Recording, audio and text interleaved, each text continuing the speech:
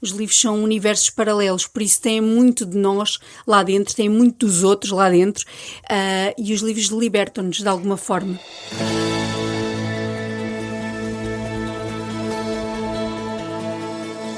Olá, bem-vindo a mais um episódio do Por Dentro Com. Eu sou a Elizabeth Costa e por aqui falamos sobre a produção de podcasts e os bastidores do podcast. Neste episódio tenho o imenso gosto de receber Rita França Ferreira, especialista em comunicação e apaixonada por livros. O seu projeto pessoal chama-se Desculpas para Ler e o podcast, já disponível no podcast, tem um nome bem sugestivo: Vite a Ler. Sim, a Rita tem um podcast e foi a desculpa perfeita para a convidar a conversar comigo. Vamos falar de livros, de leitura e, é claro, de podcasts. Também vou estar à conversa com o Tiago Loureiro, especialista em SEO e redes sociais, com um alerta importante.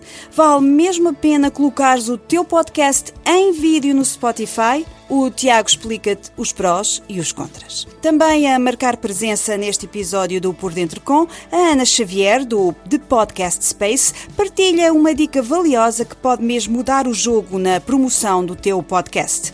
Basta usar de forma correta o e-mail. Como vês, há bons motivos para ficares a ouvir até ao fim.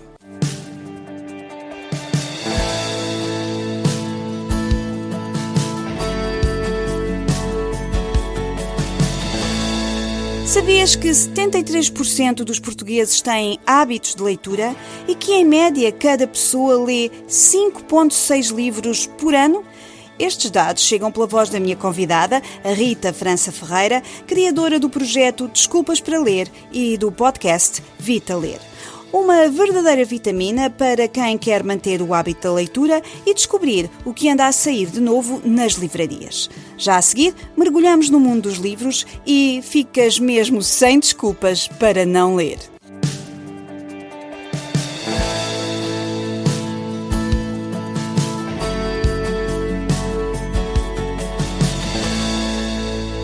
Olá Rita, bem-vinda ao Por Dentro Com.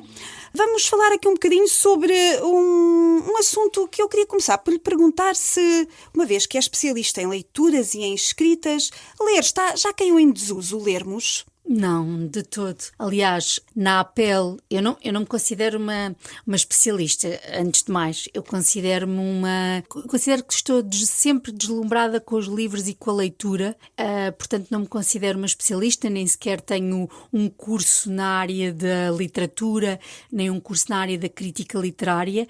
Por isso diria que sou uma deslumbrada por esta área. Mas não acho que tenha caído em desuso. Aliás, no ano passado, numa conferência da APEL, a conferência Book 2.0, revelou que os níveis de leitura estão a crescer, o que são ótimos sinais de que a população está cada vez mais disponível para os livros, para a leitura. Os jovens também, ao contrário do que se pensa. Aliás, eu tenho aqui alguns dados em que, curiosamente, aliás estive a revê-los, 73% das pessoas têm hábitos da leitura. Eu fiquei admirada, isto relativamente a 2023, e dizia também que cada português lê pelo menos 5,6 livros por ano em média. É um ótimo número. Que é um ótimo número. Isto segundo dados da APEL e segundo dados do estudo que foi apresentado naquela conferência. Mas pronto, eu acho que... Mas às vezes olhamos e temos este tipo de conversas precisamente porque vemos os jovens, os mais jovens, agarrados aos ecrãs. E eu queria lhe perguntar se acha que leem mesmo em formato papel ou também serve ler livros naquelas plataformas que nós temos agora, como os tablets e por aí fora? Aliás, curiosamente, os jovens foi quem comprou, dos 15 aos 24, foi quem comprou mais livros versus o ano anterior. Portanto, estávamos a falar relativa a uma análise comparativa entre 2022 e 2023. Eu acho que relativamente eu vejo as plataformas do TikTok e do Instagram a surgirem cada vez mais com booktokers e bookstagrammers a promoverem os livros, e são de uma idade muito afastada da minha. Eu já tenho quase 50 e, portanto, muito afastada da minha, mas a promover hábitos de leitura. No TikTok vejo a promover livros de uma forma moderna, adequada aos tempos de hoje. Por isso acho que de todo os jovens estão afastados da leitura. Podíamos falar, era assim, da forma como se ensina em Portugal o português e se motiva os jovens para a leitura. E aí acho que os programas, não quer dizer que eu afaste os clássicos, nada disso, mas a abordagem aos clássicos tem que acompanhar de alguma forma estas tendências também. Sim, porque hoje nós estamos em plena comemoração dos 200 anos do Camilo Castelo Branco e hoje é uma dificuldade. Eu, se fosse dizer aos meus filhos para eles lerem O Amor de Perdição, se calhar não ia acontecer. Já não se consegue convencer um jovem a ler O Amor de Perdição, por exemplo? Consegue, mas eu acho que não da forma que muitas vezes se promove a leitura dentro da sala de aula. Acho que os programas têm que sofrer uma abordagem diferente, acompanhando a modernidade. Não sou adepta dos certos e ler certos e resumos para se conhecer a obra, nada disso. Ainda hoje tinha essa conversa de manhã com a minha filha, não acho nada disso. Acho que os jovens têm que conhecer a leitura, mas a abordagem à literatura tem que ser feita de uma forma crítica. Eu posso não gostar, ou seja, um professor tem que estar preparado que um aluno não goste de Camilo Castelo Branco, mas desde que explique e argumente, eu acho que é tudo muito fácil. Acho que se torna fácil e acho que até é uma discussão positiva até para a filosofia, que eles têm numa altura mais tardia, tipo 11º e 12º, acho que também tem filosofia, e acho que essa abordagem crítica é que muitas vezes não é tolerável dentro da sala de aula. E depois, a forma limitadora com que se apresentam os clássicos também acho que afasta os jovens leitores. Pronto, acho que... por outro lado, perguntava-me dos esportes físicos. Certo. Os esportes físicos estão a crescer. Há quem prefira, as pessoas mais, se calhar mais velhas, preferem os livros físicos, mas na verdade a digitalização está a acontecer. Os audiobooks é uma excelente forma de começarmos a ler. Aliás, promove a escuta ativa, que é uma coisa que neste momento, muitas vezes, nós com os podcasts pequenos conseguimos fazer, mas quando são podcasts muito longos, as pessoas já não têm tanta paciência para ler, mas se eu tiver um percurso de carro de 15, 20, 30 minutos, é uma forma muito, muito simpática de começar a ler, de exercitar a escuta e de ler. E até porque dá acesso a livros a pessoas que de outra forma não poderiam ter acesso, completamente, por exemplo, aos grandes clássicos, as pessoas que têm problemas de visão ou por aí fora. Exatamente, nós curiosamente tivemos um projeto, eu gostaria de ter tido um projeto na área nessa área de audiobooks, mas não consegui promovê-lo porque era bastante caro na altura. Isto há 5 anos atrás, mas quando lancei em plena pandemia, uma das áreas que eu ainda tenho de esperança de vir a ter algum apoio é a área da língua gestual. Nós temos um projeto que é o Mão Cheia de Desculpas, que está disponível no YouTube, em que contamos histórias em língua gestual, e são histórias ilustradas com o aval das editoras e também o aval dos ilustradores e dos escritores para contar essas histórias, e é em língua gestual, ou seja, não consegui os audiobooks, mas consegui fazer algo na área de responsabilidade social que eu acho que também falta, porque não nos esqueçamos, numa tenridade de 6, 7 anos, e eu vejo, na altura também tive uma filha pequena, ela também não lia, mas vejo 6, 7 anos em que os miúdos com essa incapacidade e os pais também não conhecendo a língua gestual, é uma boa forma de abordagem e, portanto, é uma ajuda, é uma ferramenta para não se sentirem tão excluídos. E então foi uma forma que eu arranjei de incluir a responsabilidade social, que gostaria que tivesse sido na vertente dos audiobooks, mas não consegui. Foi uma desculpa, porque é esse o o nome, digamos assim, do projeto que encabeça, que é o Desculpas para Ler. O que é este Desculpas para Ler? Que inclui também um podcast, já lá vamos, mas agora explique-me o que é o Desculpas para Ler. Assim, o Desculpas para Ler é um projeto de promoção de leitura. Que surgiu em plena pandemia em 2020. Já era um projeto que estava na minha cabeça porque eu partilhava algumas leituras no Facebook e sentia que inspirava as pessoas e que as pessoas me perguntavam a opinião sobre os livros. Eu comecei o Desculpas para Ler não com uma intenção de ser um bookstagram. O bookstagram, muitas vezes as pessoas dão 5 estrelas, 4 estrelas, 2 estrelas aos livros. Eu acho que existe um livro para cada leitor. Por isso, a minha opinião muitas vezes não é espelhada, a maior parte das vezes, não é espelhada nos livros. Obviamente que eu, na seleção que faço dos livros que partilho, já tenho, obviamente, uma seleção pré-feita, não vou esconder que é uma seleção puramente subjetiva e de acordo com aquilo que eu acho que vou, obviamente, gostar de partilhar, mas não dou uma opinião. Este aspecto podia ter sido. Ou seja, não digo que não gosto de um livro. Porquê? Porque eu acho que há livros que precisam, que cada pessoa irá descobrir da sua forma. O livro te come de uma determinada maneira, mas não quer dizer que toque a Elizabeth, neste caso, da mesma forma. Eu senti desta maneira, mas não quer dizer que a Elizabeth não sinta de outra forma. Por isso eu acho que não quer dizer que a opinião não seja válida, nada disso. Eu não estou a fazer crítica literária, estou a mostrar os dois lados, digamos assim. Na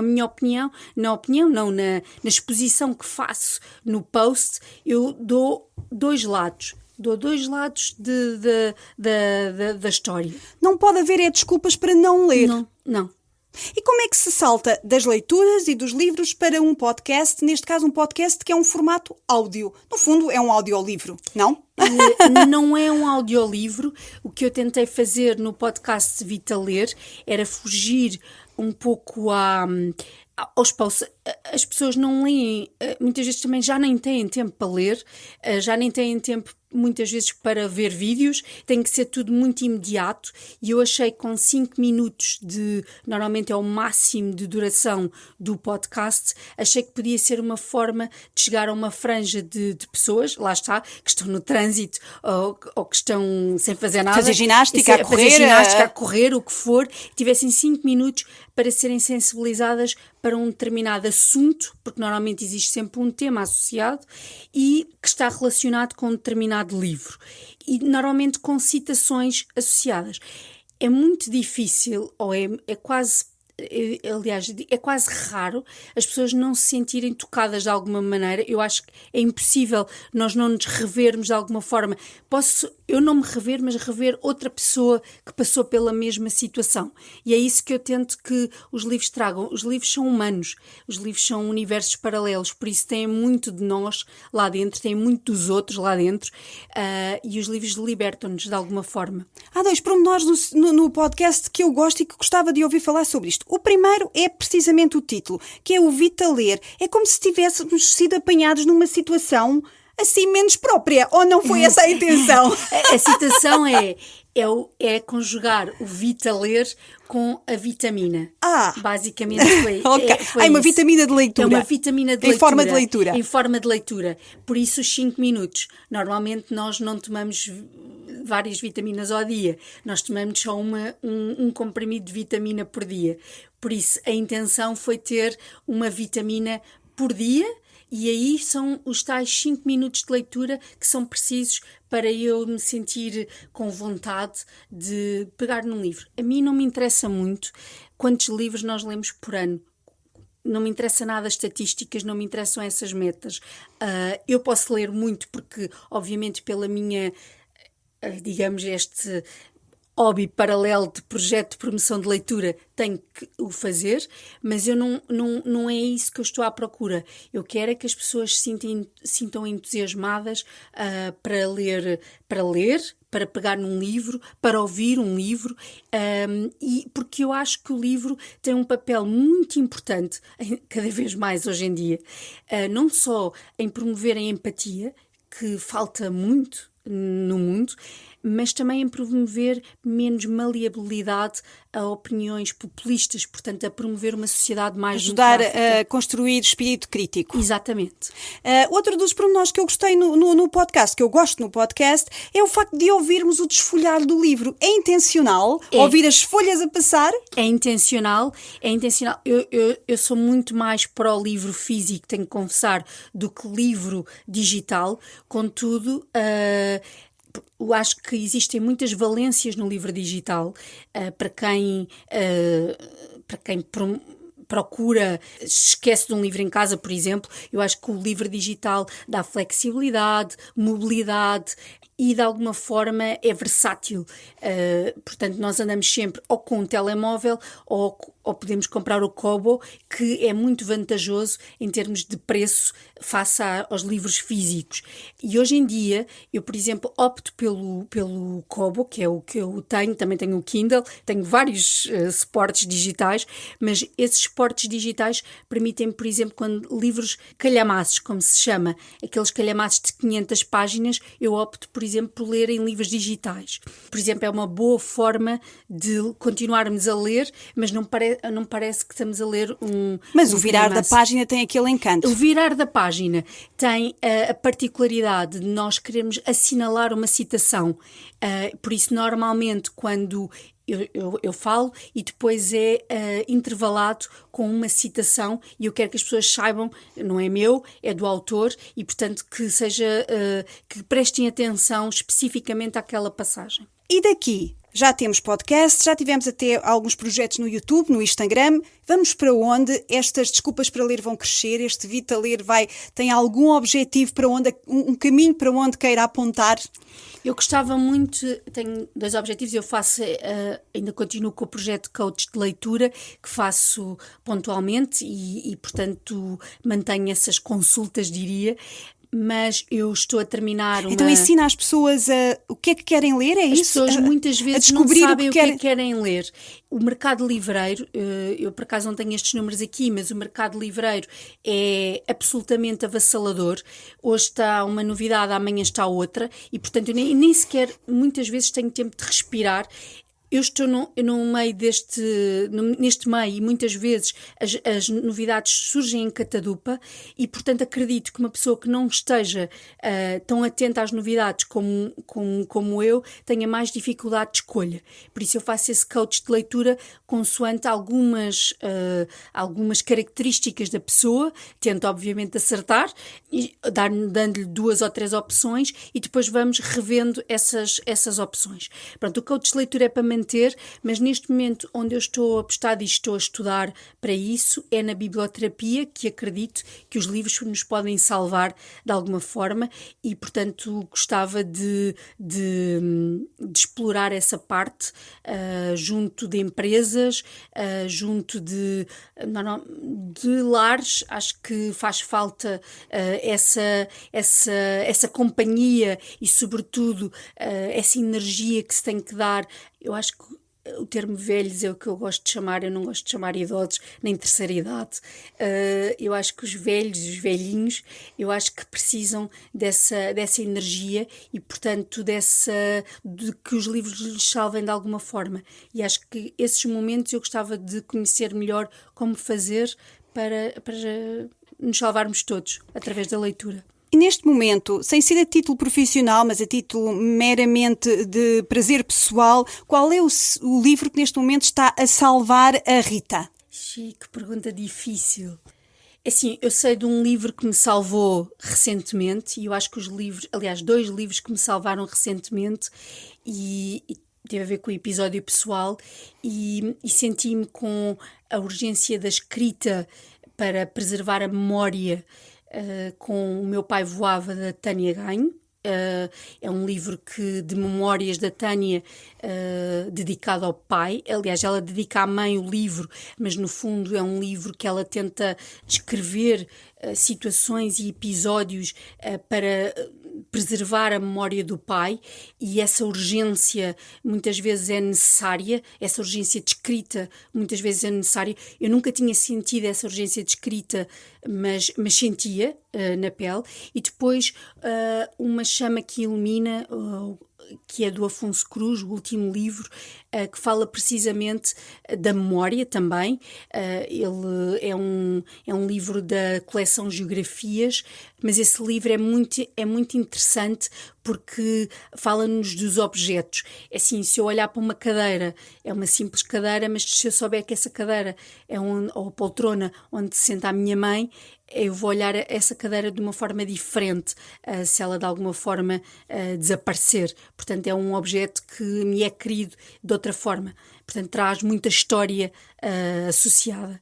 Portanto, eu diria que estes 2 livros me salvaram recentemente. E, portanto, os livros salvam mesmo, é isso? Salvam mesmo. Acredito piamente nisso. Eu acho que lendo, acho que nos libertam de emoções, libertam-nos de sentimentos, também nos podem inquietar e incomodar, e eu não acho isso mal. Isso faz com que muitas vezes nos possamos arrumar gavetas cá dentro, haja um processo de autoconhecimento que muitas vezes é necessário, e portanto acho que esse dom que os livros têm faz com que seja libertador. Portanto, já não temos mesmo mais desculpas. A Rita oferece-nos uma plataforma, um site, para ficarmos sem desculpas para não ler, e oferece-nos também um podcast onde podemos ouvir, não é preciso reservar nenhum tempo especial, é só mesmo ouvir a Rita, e portanto fica o convite para ouvirmos, não é assim, Rita? Sim, espero que sim. Qual seria o convite que faria para as pessoas ouvirem o seu podcast? O podcast é um boost de energia que acho que vai suscitar o interesse pela leitura. Obrigada.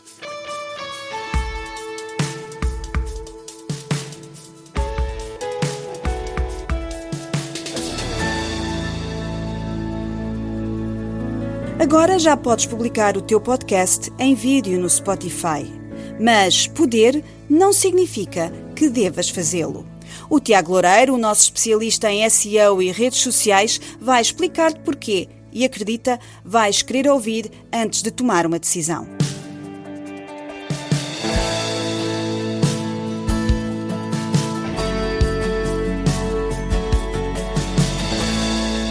Olá, Tiago. Olá, Elizabeth. Então, cá estamos nós, nas nossas conversas habituais sobre, enfim, o mundo do podcasting, e desta vez vamos falar sobre um pequeno concorrente que nós temos que se chama Spotify, não é? E a propósito de que assunto é que vem o Spotify à nossa mesa de trabalho? Vem um bocadinho no seguimento da conversa da semana passada, onde falámos sobre a importância de um ranking de podcasts independente, neste caso o Podscope em Portugal, e do esforço que vários publishers estão a fazer em prol do bem maior, que é um mercado de podcasts transparente. Ora, como dizias, hoje vamos falar do contraponto disso, que é a abordagem do Spotify ao mercado, que é um tema que tem estado muito aí na ordem do dia para quem segue estas coisas, as notícias dos podcasts. O que é que acontece? Desde a introdução dos podcasts de vídeo ou videocasts no Spotify, que os podcasters, no geral, estão a reagir de forma algo negativa, porque atrelada a esta novidade vieram alguns dissabores. E começando logo pela distribuição do conteúdo. Não há nesta data serviço nenhum que permita distribuir o nosso vídeo pelas diferentes plataformas, pelo YouTube e pelo Spotify. Ou seja, logo à partida é mais uma tarefa. Ou seja, pões o vídeo no YouTube e depois tens que o inserir no Spotify. Pronto. Apesar de nós olharmos ainda muitas vezes para o Spotify como uma plataforma de áudio, ela também já acolhe o vídeo. Sim, com esta tarefa extra. Exato, de sendo mais uma tarefa extra no nosso dia-a-dia de podcasters. O ponto é esse, é mais uma tarefa. E depois de mais esta tarefa, não é? O que é que verificamos? Que o Spotify gera um feed por ele próprio, em cache. Não vai beber do feed RSS que nós alimentamos. O que é que isto acontece?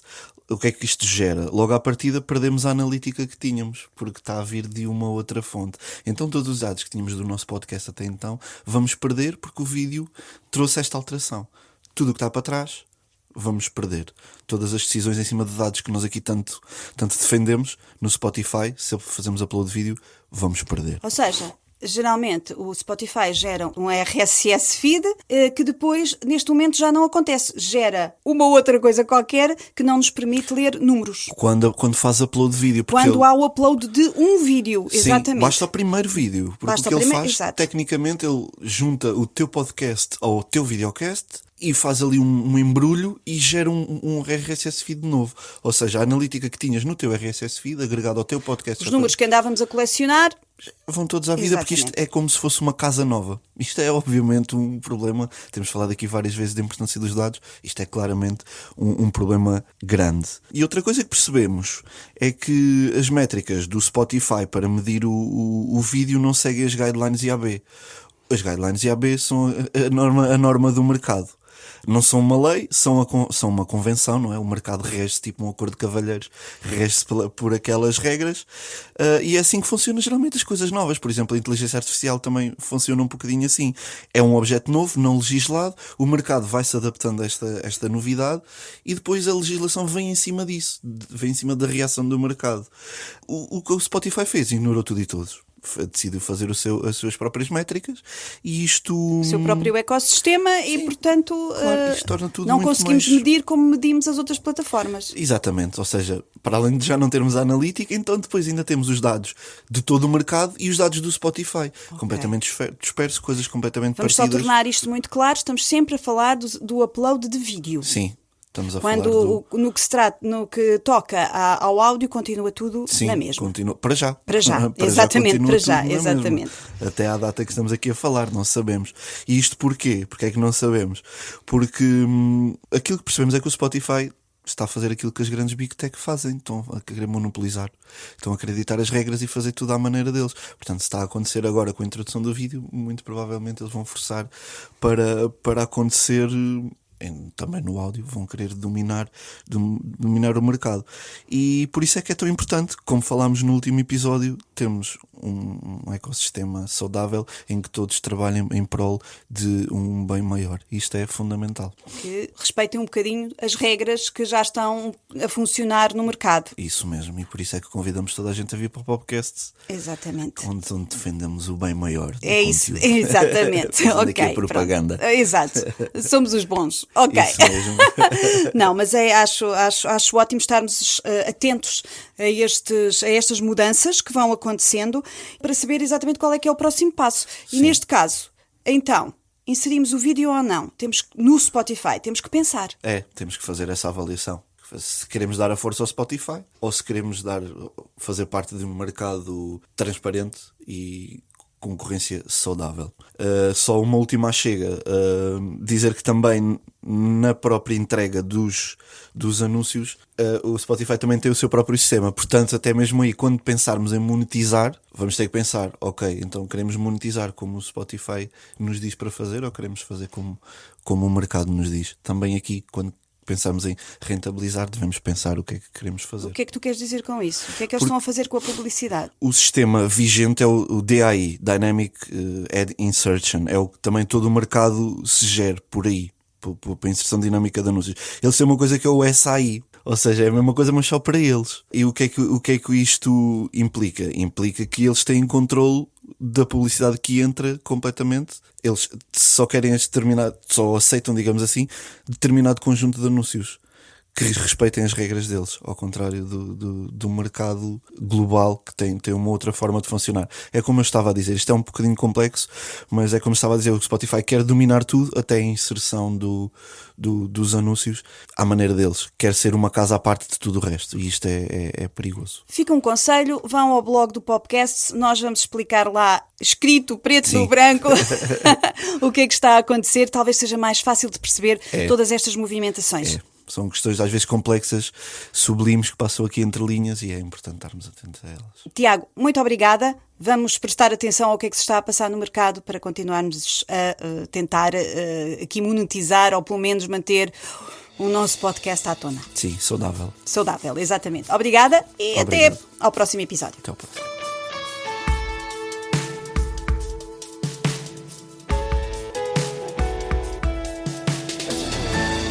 Sabias que um simples e-mail pode fazer a diferença na promoção do teu podcast? A Ana Xavier, fundadora do The Podcast Space, mostra-te como, com apenas alguns cliques, podes alavancar o teu conteúdo e conquistar uma audiência mais fiel. É uma dica simples, prática e poderosa.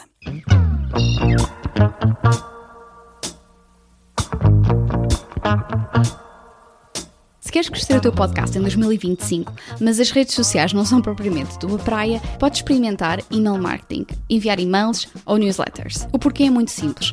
As newsletters são as plataformas que têm o melhor retorno no investimento, o que quer dizer que quando envias um e-mail existe uma grande percentagem de interação com os teus subscritores. E existem 3 formatos que podes experimentar que são muito simples e bastante sustentáveis. O formato número 1 é pensar que estás a escrever um e-mail a um amigo e explicar o porquê dele ouvir esse episódio. É simples e não te deve demorar mais do que 20 minutos a escrever. E claro, obviamente, certifica-te que incluis os links para as plataformas principais de Spotify, Apple Podcasts, YouTube ou até para o podcast. O segundo formato é ir buscar precisamente o que tinha escrito na descrição do episódio. Copy, paste, envia, está feito. E o terceiro formato é o mais simples de todos, porque requer automatização, ou seja, ligas a tua plataforma de envio de e-mail ou de newsletters à tua conta de alojamento do podcast e cada vez que o teu podcast é publicado, um e-mail é enviado com a informação que existe na descrição do episódio. E é chamado RSS. Qual é que tu vais experimentar?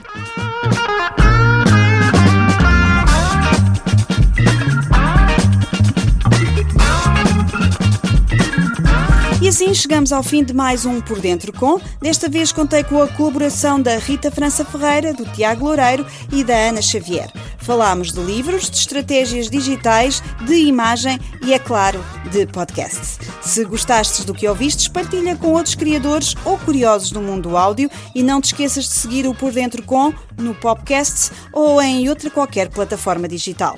Até ao próximo episódio e boas escutas!